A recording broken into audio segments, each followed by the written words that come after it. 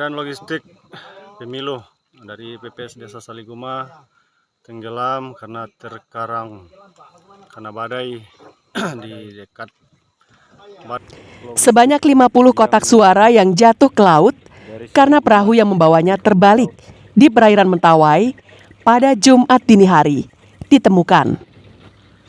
Perahu membawa anggota KPPS Desa Saliguma, para saksi, dan petugas keamanan, dan kotak suara hasil pemilu. Para penumpang dan semua kotak suara jatuh ke laut. Untungnya, saat peristiwa itu terjadi, ada 2 perahu nelayan yang sedang mencari ikan. Semua penumpang di perahu yang terbalik diselamatkan 2 perahu nelayan itu dan membawanya ke Saibi yang merupakan pos panitia pemilihan tingkat Kecamatan Siberut Tengah.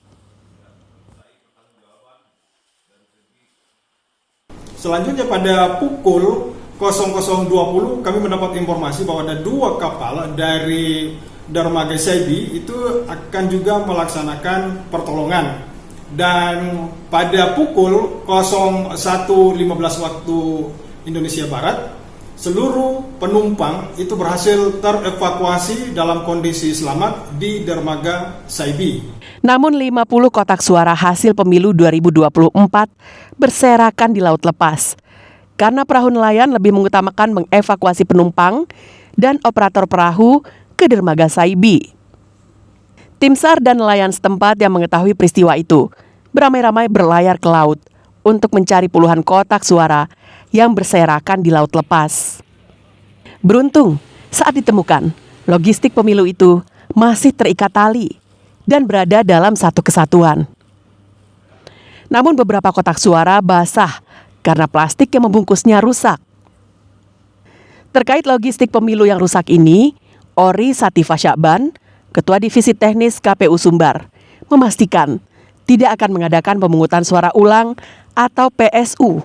Pasalnya, kerusakan terjadi setelah pemungutan suara dilaksanakan dan hasilnya pun telah diumumkan. KPU Sumbar akan berkoordinasi dengan Bawaslu Sumbar untuk menjadikan data C salinan yang dimiliki Bawaslu setempat sebagai rujukan utama.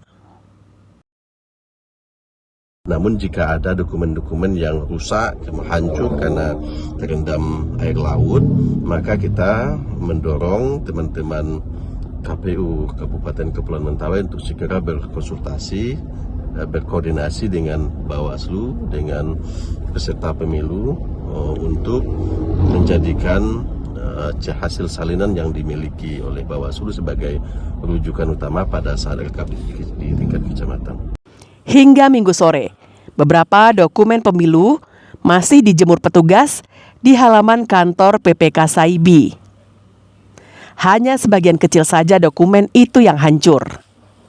Laude Juhardio Anse dan Safatul Ulum melaporkan dari Padang dan Mentawai.